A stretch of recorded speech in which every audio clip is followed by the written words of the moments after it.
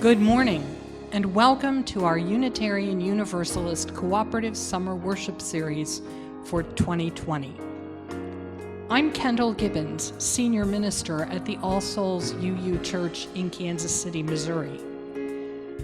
When our congregations pivoted suddenly to online worship back in March, in response to the outbreak of the coronavirus pandemic, we all had to invent new formats and adapt to new technologies instantly.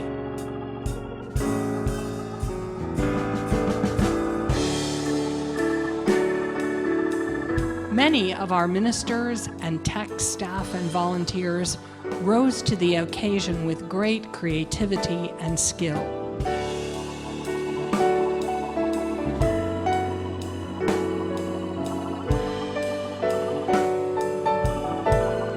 Now, during our traditional summer break and study time, we take this opportunity to share our discoveries and learn from each other through a series of virtual visits to Sunday services with a cluster of our neighbor congregations. Through the gift of online worship, you will hear from some of our newest up-and-coming young preachers and some of our wisest senior colleagues. You will experience how a variety of congregations have embraced the challenges of these new formats.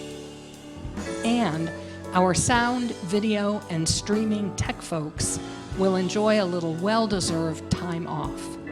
Look for our separate community online gatherings to resume in September. We hope that today's message will rouse your spirit and resonate with your soul.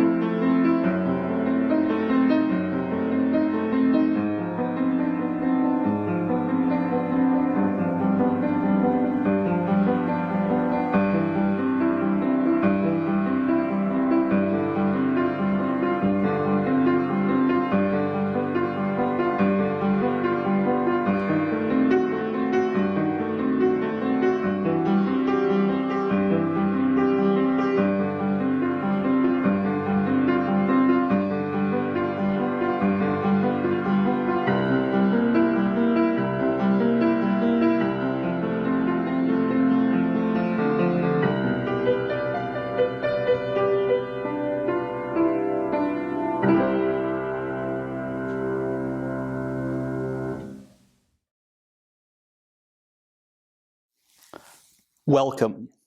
Welcome to the Unitarian Universalist Congregation of Lawrence, Kansas, and welcome to our congregation's contribution to the Summer Cooperative Worship Series. I am the Reverend Aaron Stockwell. I served as the Interim Minister of the Unitarian Universalist Congregation of Lawrence from September 2018 to July 2020. This is our congregation's contribution for July 26th. Though we did film it on July 12th and 13th. Unitarian Universalism is a faith for all souls. We are a welcoming congregation.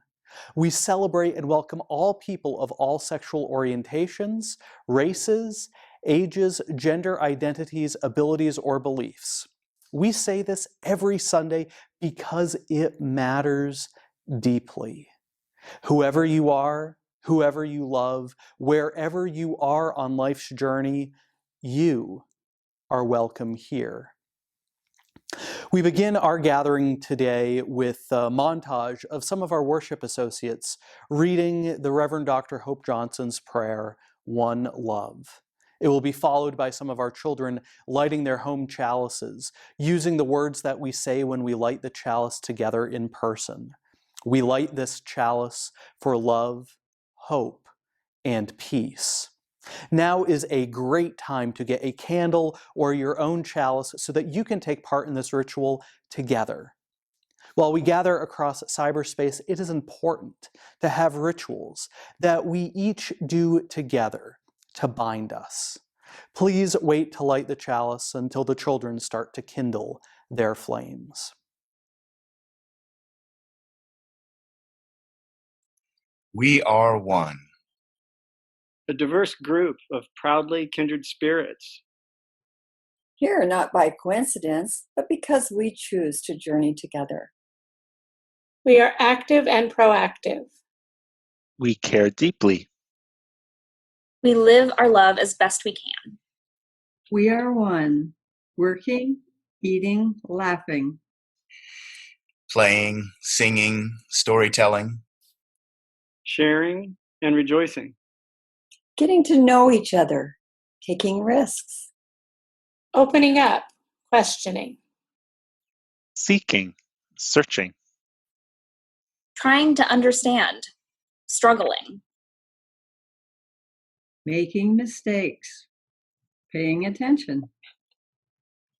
Asking questions, listening. Living our answers, learning to love our neighbors. Learning to love ourselves. Apologizing and forgiving with humility. And being forgiven through grace. Creating the beloved community together. We are one.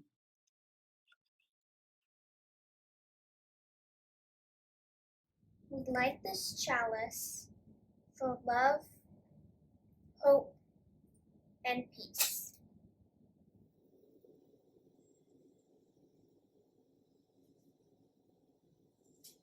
We light this chalice for love, hope, and peace. We light this chalice for love, hope, and peace.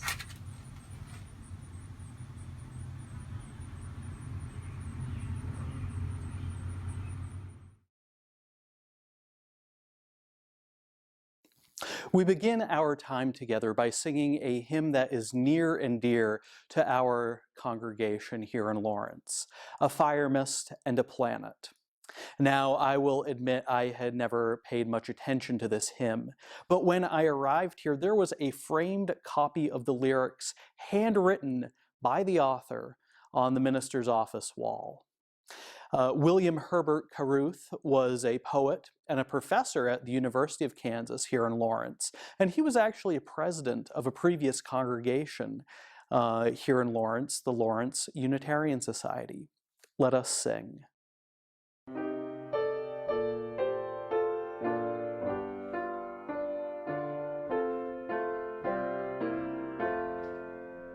A fire mist and a planet, a crystal and a cell, a starfish and a scion, and caves where ancients dwelt. The sense of law and beauty, a face turned from the sun. Some call it evolution, and others call it God. Is on the far horizon, the infinite tender sky, the ripe rich tints of cornfields and wild geese sailing high, and over high and low land, the charm of goldenrod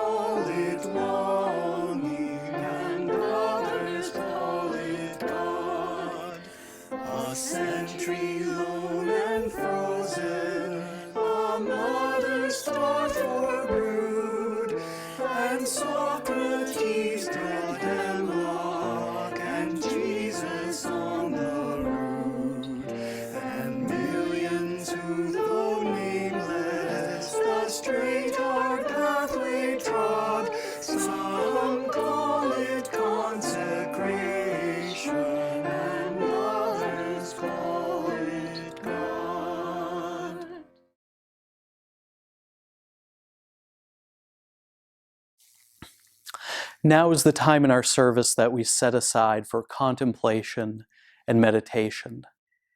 Feel free to lie on the floor or sit on the floor, or get comfortable into a chair.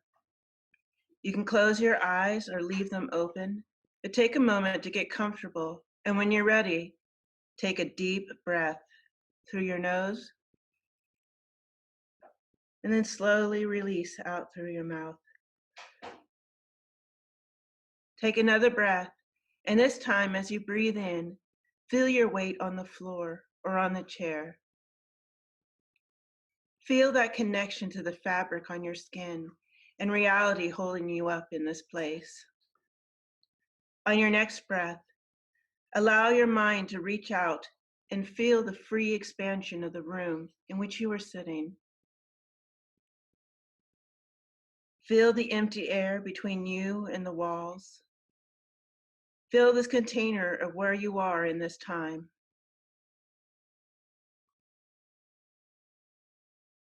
After you feel the room around you, take another deep breath in and expand your mind to the space directly outside your home. Allow your mind to feel the warmth of the sun and the soft movement of air. In your mind's eye, allow yourself to float towards the sky and feel the subtle space between the clouds and the dark of space. Feel the size of this planet and its power to sustain life.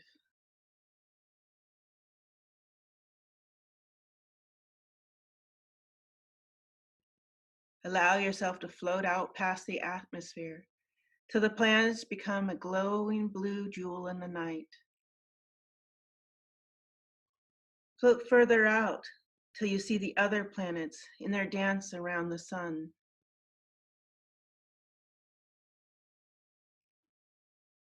Take a moment to realize and look at the enormity of our solar system and know it is just a small speck of dust in the outmost arm of the Milky Way galaxy, with its massive black hole at its center.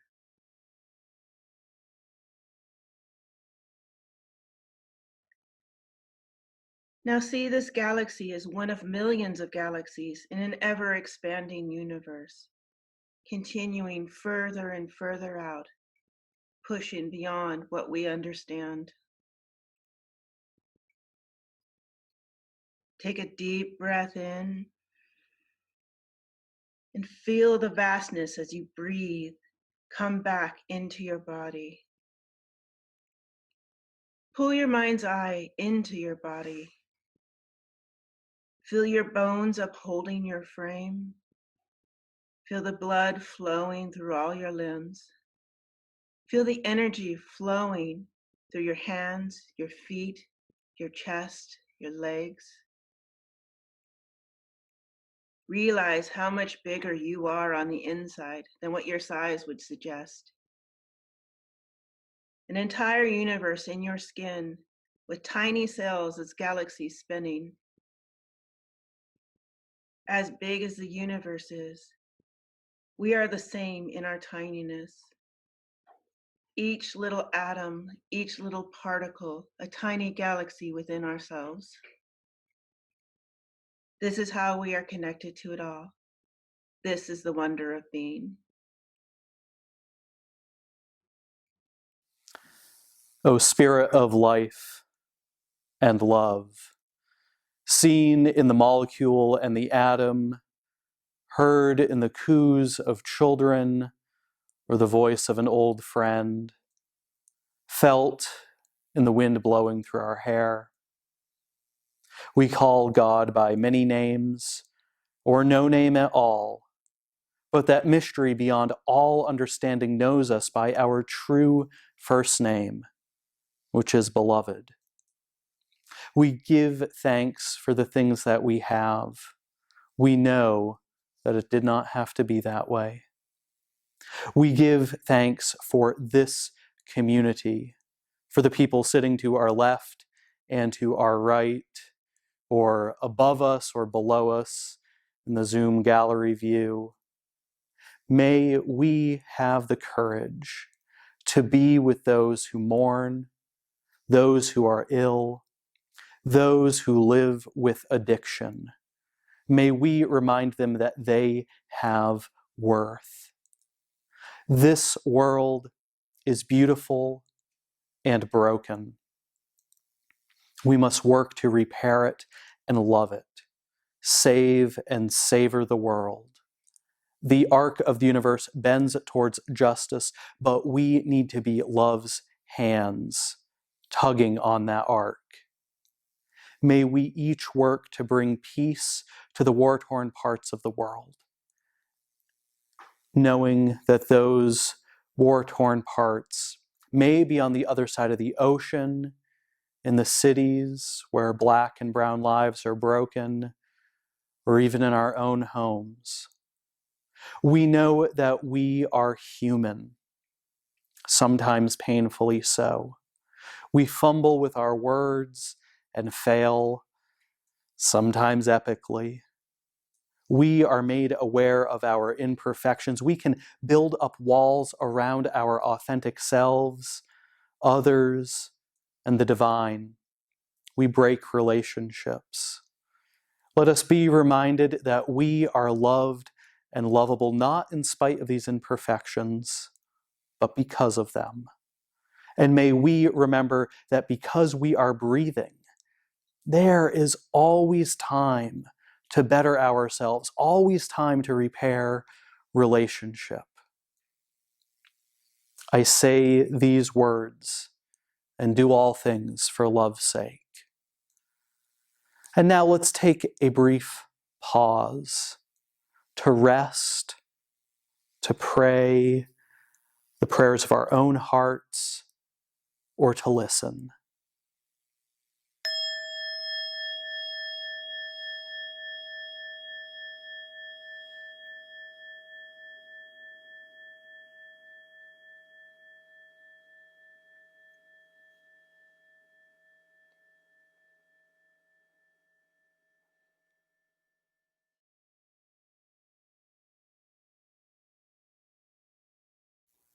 Now is the time in our service, in this gathering together, that I invite you to consider making your weekly offering to the congregation that you belong to or the one that you support. Because each congregation handles it differently, I won't mention how specifically to contribute, other than to remind you that your congregation depends on your generosity. May this offering be joyfully given and gratefully received.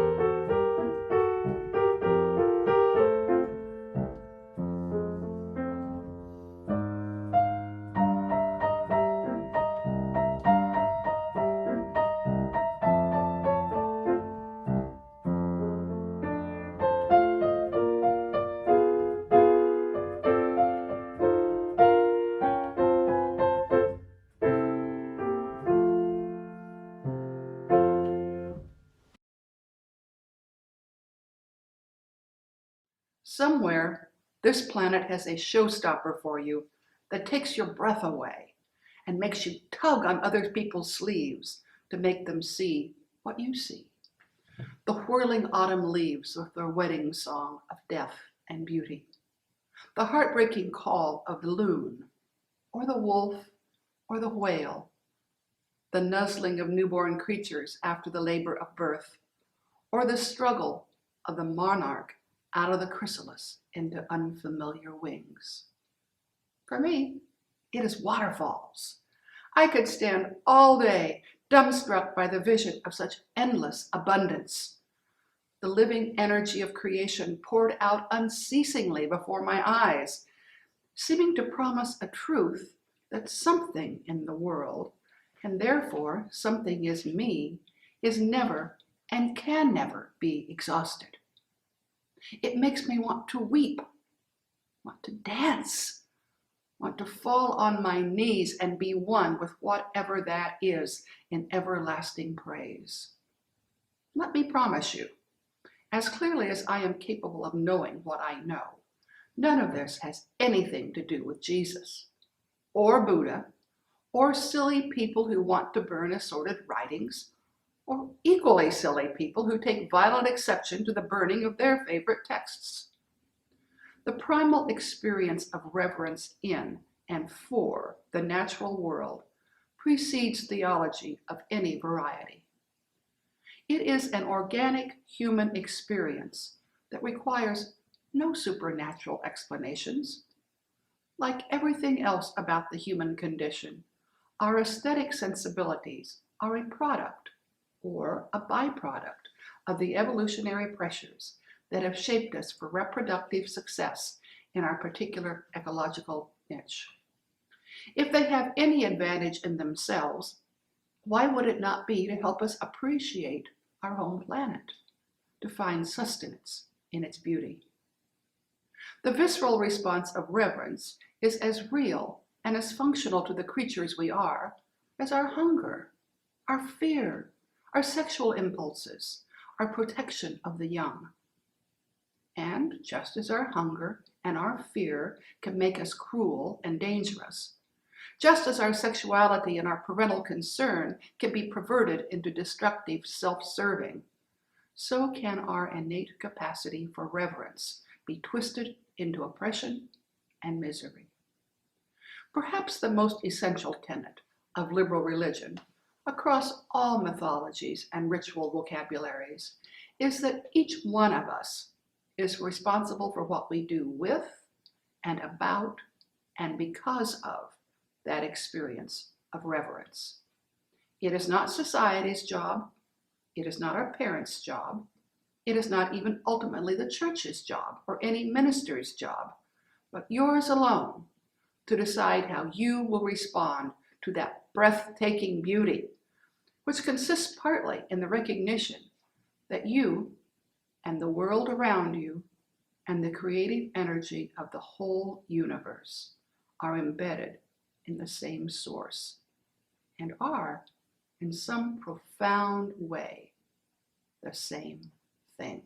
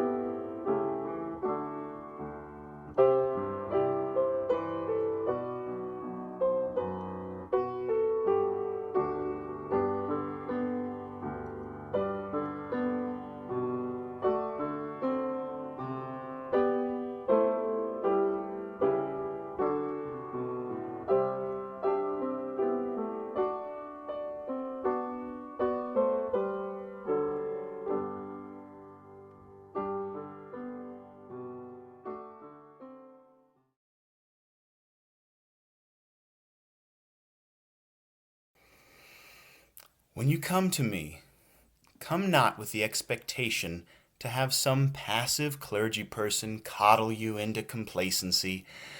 No. Come to me as your PST, your personal spiritual trainer. I'm serious. I want to see you move. I want to see you root yourself in a community built on moral complexity and to hold one another to the ethic of intellectual honesty. I want to see you move beyond the religious hang-ups of your broken past and use your regenerative spirit to seize the day. I want to see you flex your moral muscles. I want to see you exercise spiritual practices to the point of training your mind and body and spirit to collaborate as a single, integrated, and dynamic entity.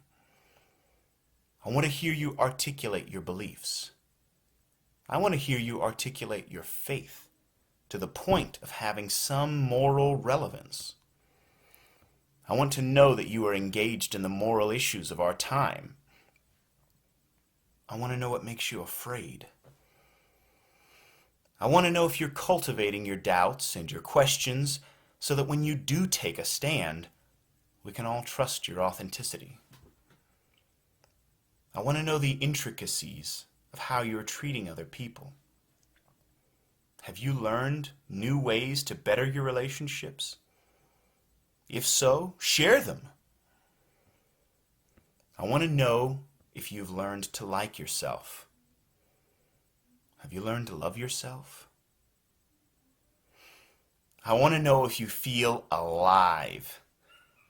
I want to know if you feel like you belong, like you feel like you matter.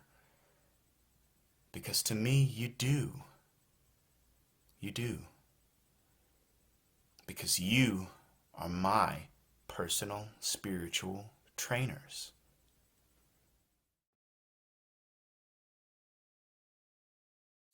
Dear ones, this is probably the largest group of people that I have preached to.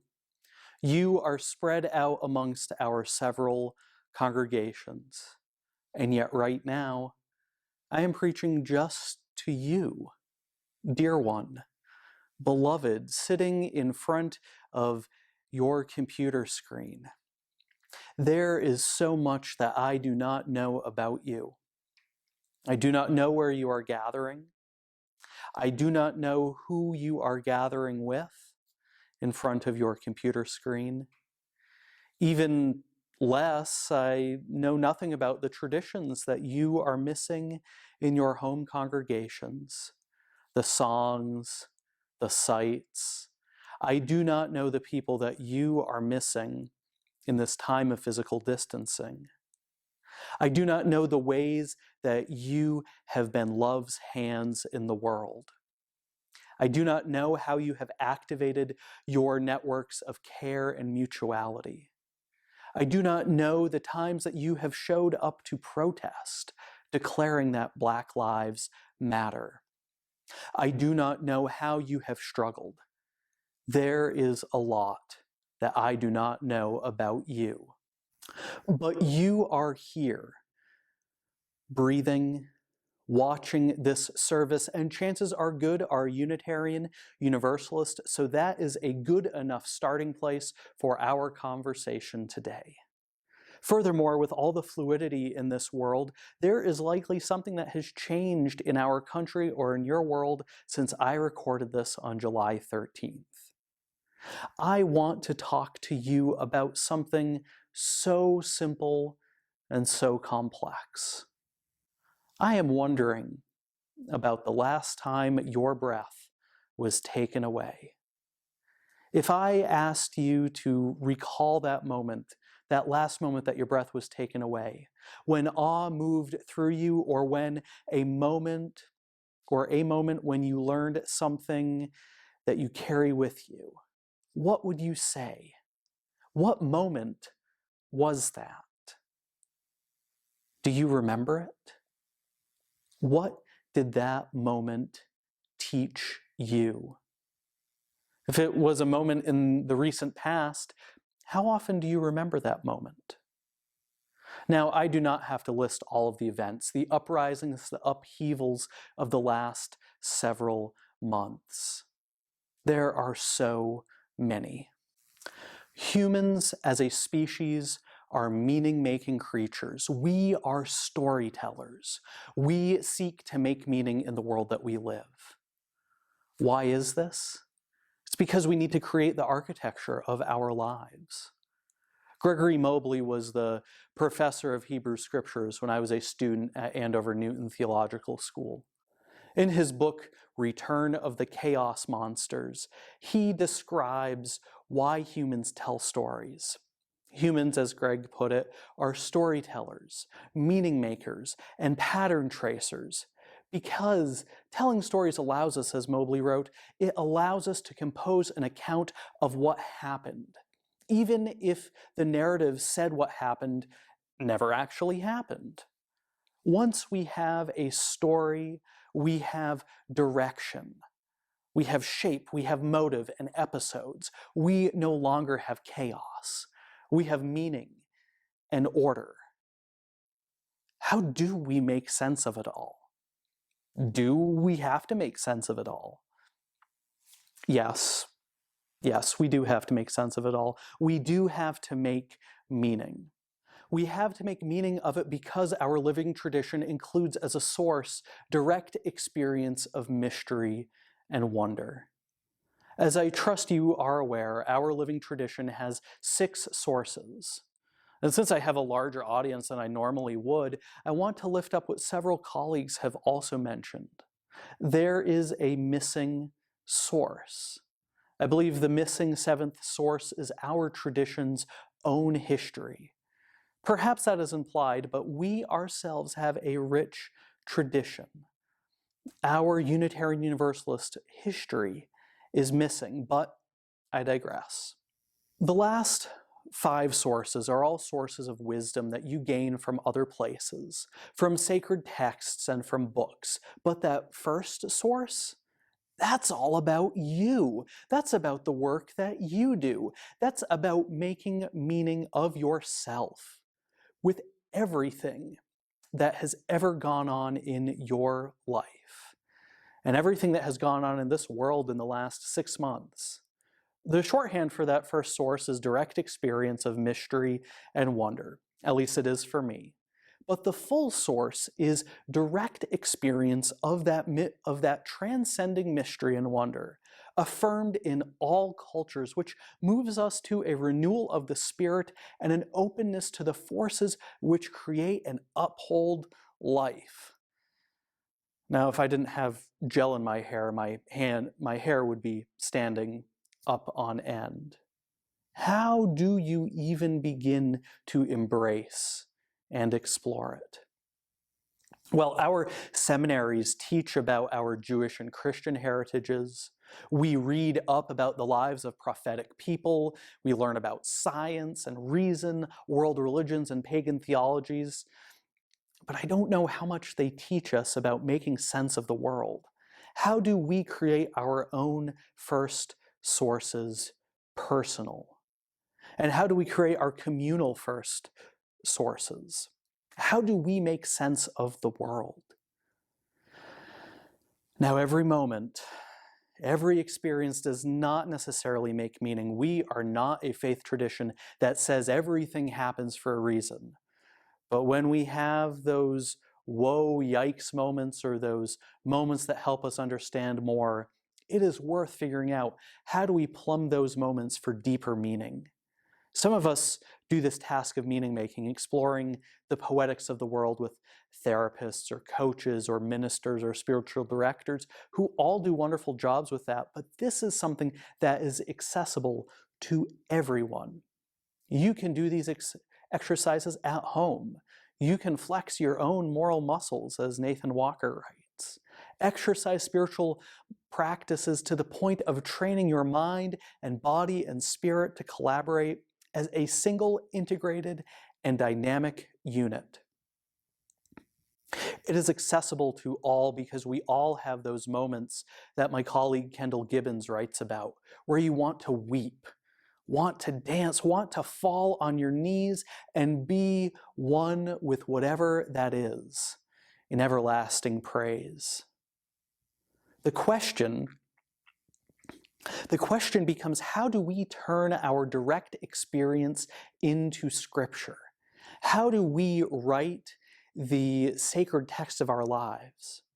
The St. Lucian poet Derek Walcott, in his poem Love After Love, invites us into that space when he invites us to take down the love letters from the bookshelf, the photographs, the desperate notes, to peel your own image from the mirror and sit and feast on your life.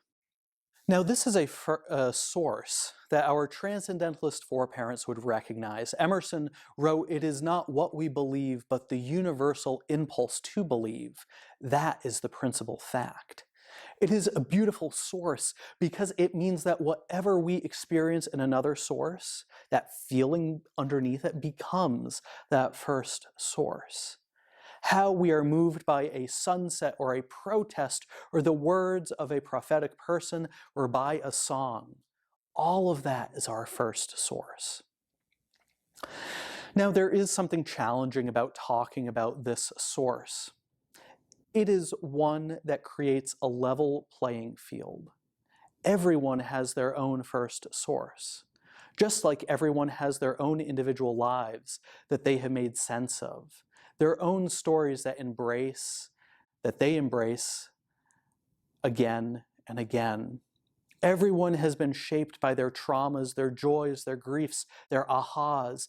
Everyone has access to it, not just ministers and religious professionals. The person who has a fully funded retirement and the person who wonders where their next meal will come from. We all carry it. But I want this to be a deeper taproot. I want this to be a brighter lodestar. In my mind, this is a question about theological reflection. Now, there are a couple of ways that we can make sense of experiences that we have had. One is to consider the practice of Lectio Divina.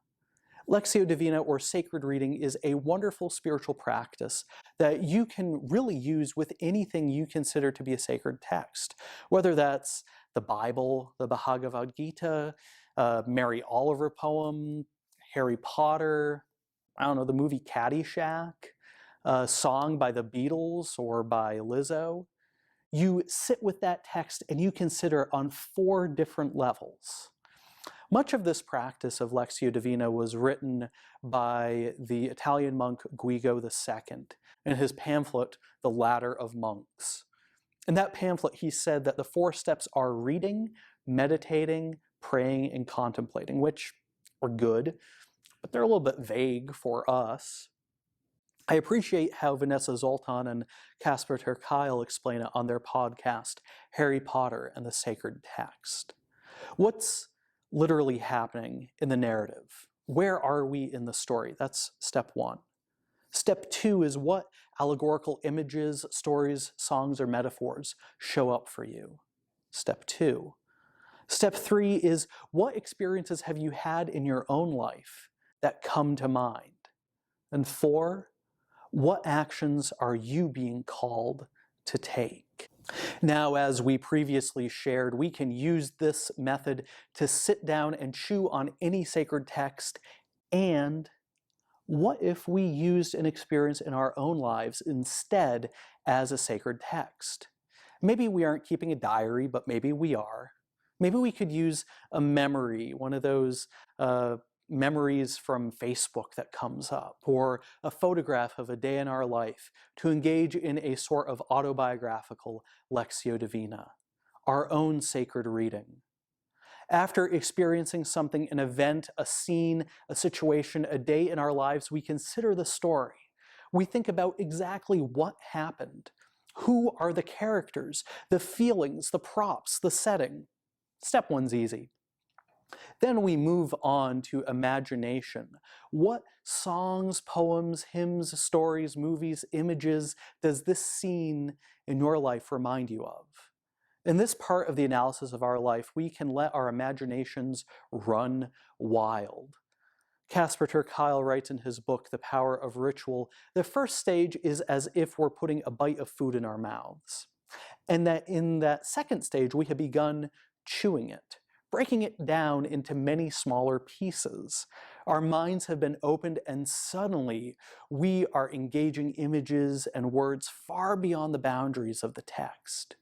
We're connecting unexpected dots and layering in new associations.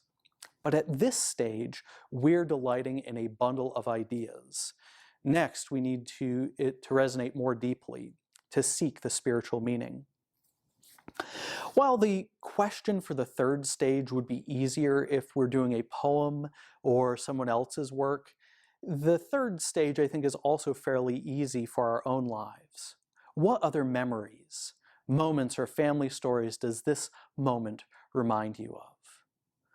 Now, as we enter this fourth stage, Casper urges us to remain calm, because this is the phase where we realize we could have done something differently, or where we realize that we did everything wrong, and that is okay. If there is a gap between where your values are and what your actions were, congratulations, human. This is not punitive self-reflection. This is generative self-reflection. It is about imagining an invitation. This is a stage where we are invited to consider, what action are you being called to take? I've also heard it asked, what is the invitation you are receiving? So you explored a memory, a recent event.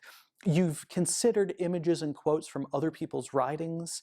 You've considered other moments when you have had similar experiences, and now you are at the so what part of this. And perhaps the moment where you wonder, how will you act differently because of this memory? So that's one practice. Another practice is straight up theological reflection, or the work of crafting your own homegrown theology, as Tim Shapiro calls it. Shapiro is building off of Thomas Groom's work, and he invites us to consider these questions when we have experienced something that we need to reflect on. What's going on? What's positive or problematic about what's going on? Does the situation or issue bring to mind particular stories from our Unitarian Universalist sources, or coincide with what you've learned from other faith experiences in your life? What tensions or similarities exist between your present situation and your overall faith story? What are you going to do next? My friends, gathered here in this virtual gathering or wherever you are gathering, whether it is being stunned by a waterfall, moved by the insights that you have gained by sheltering in place, or being moved to justice after attending a protest, there are a multitude of ways to engage in this soul craft of building the sacred text, creating the book of your own mystery and wonder. When you seek to make meaning, recall what happened. Recall what works, songs, texts, images it reminded you of, and then dig deeper. Reflect on it, and reflect on it in light of past experiences. And then consider, with all of this reflecting behind me, how will I act in the days, weeks, and months to come? May this work of creating our own sacred text, of creating your own sacred text, cultivating your own direct experience of mystery and wonder, may that guide us always as we ply the starry sea and the starry skies, casting questions into the deep. May it be so.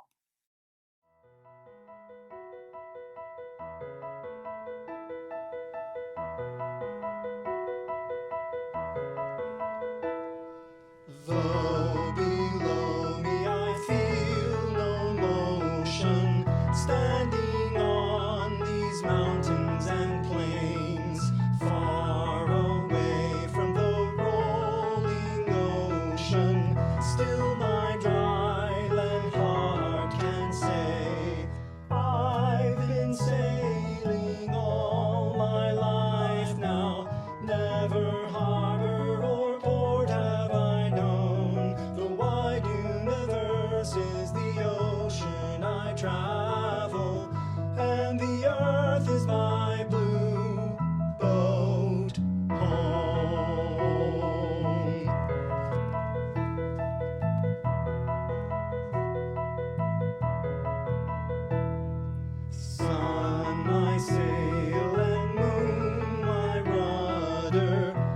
as I ply the starry sea, leaning over the edge in wonder, casting questions into the deep, drifting here with my ship's companions, all we kindred pilgrim souls, making our way by the lights of the heavens in our beautiful blue boat home.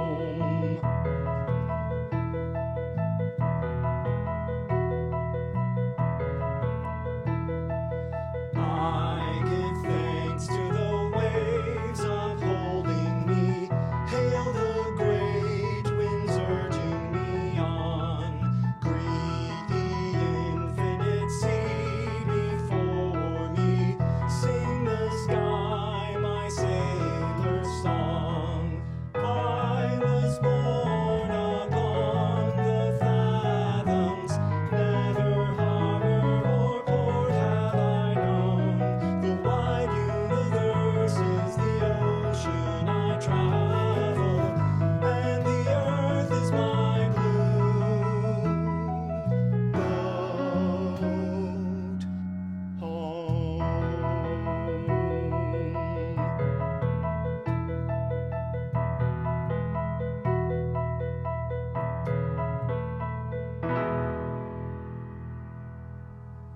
And now is the time, if at the beginning of the service you lit a chalice or a candle, to extinguish that flame. As we leave this friendly space, let us take the light of love out into the world and use it to brighten our pathways. And when we need to rest or recharge, be challenged or affirmed, may that light guide us safely back. May we hold the light always, and the light hold us always. Go in peace, friends. And